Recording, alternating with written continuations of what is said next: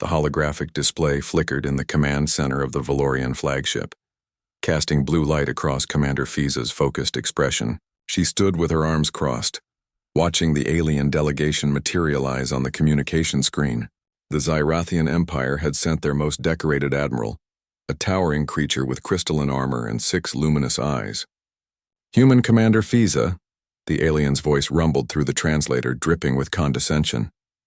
"We have reviewed your fleet composition." "Is this some kind of jest?" Fiza raised an eyebrow. "I assure you, Admiral Kexthor, we take the defense of this sector quite seriously." The Xyrathians' mandibles clicked in what their species considered laughter. "One fleet? You protect 12 star systems with a single fleet?" His eyes gleamed with predatory amusement. "The Xyrathian Empire maintains 40 fleets in this quadrant alone. Your humanity is either incredibly brave or suicidally foolish." Behind Fiza, Lieutenant Bassett stepped forward, his tablet displaying tactical readouts. He was younger than his commander, but his eyes held the sharp intelligence that had earned him his position.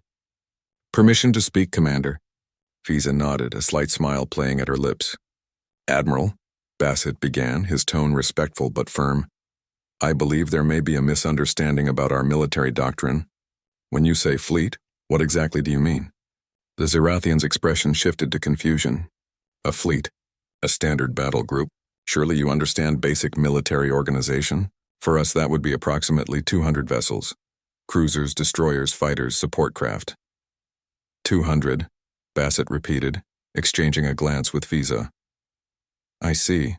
That would explain the confusion." "Confusion?" Kexthor's voice rose. "There is no confusion. We have scanned your positions. We detect 1 human fleet in this sector. 1. We are offering you the opportunity to surrender these systems peacefully before we claim them.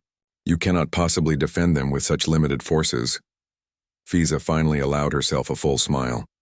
"Admiral, when humanity says fleet, we're not talking about 200 ships." She nodded to Bassett, who began pulling up files on the holographic display.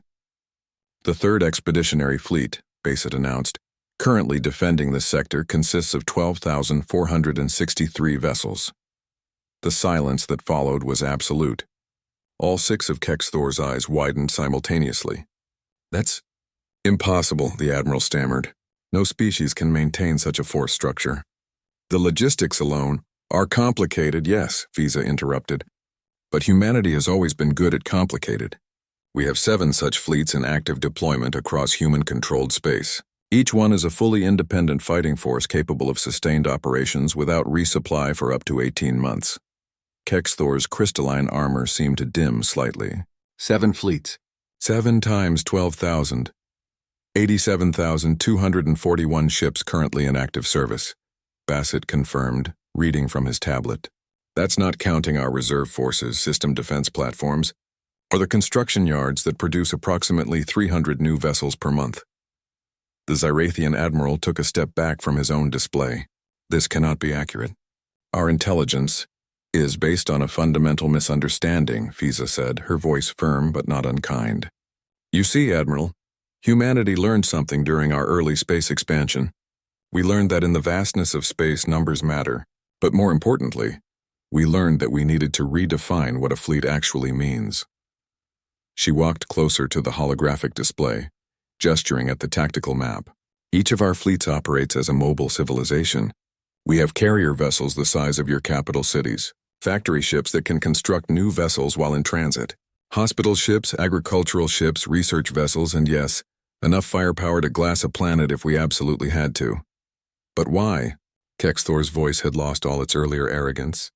"Why build such overwhelming force?" Bassett answered this time, his voice carrying the weight of human history. "Because we had to. In our early days of space exploration, we were vulnerable. We lost colonies to raiders, to hostile environments, to miscalculations. We learned that in space you can't call for help and expect it to arrive in time. Each fleet needed to be self-sufficient, overwhelming, and capable of handling any threat. We also learned," Fiza added, "that the best way to avoid war is to make victory impossible for any aggressor. When your potential enemies know that engaging even one of your fleets means facing an armada that outnumbers their entire navy, they tend to choose diplomacy instead." Kexthor was silent for a long moment, his eyes cycling through different colors. a sign of deep thought in his species. I must reconsider our empire's approach to this region. A wise decision, Fiza said. However, Admiral, I want to be clear about something. Humanity doesn't want conflict. We never have. These fleets exist to protect, to deter, and to ensure that humanity's right to exist among the stars is never questioned. But they also serve another purpose. What purpose? The Admiral asked quietly. Bassett smiled. Trade and cooperation. Every one of those 12,000 ships in this sector? They're also trading posts, research labs, cultural exchange centers, and diplomatic embassies. We built overwhelming force, yes, but we built it with the hope that we'd never have to use it for war. Fiza nodded. So, Admiral Kexthor, knowing what you know now, would you still like to discuss the surrender of these systems? Or would you prefer to talk about opening trade negotiations between the Zyrathian Empire and humanity?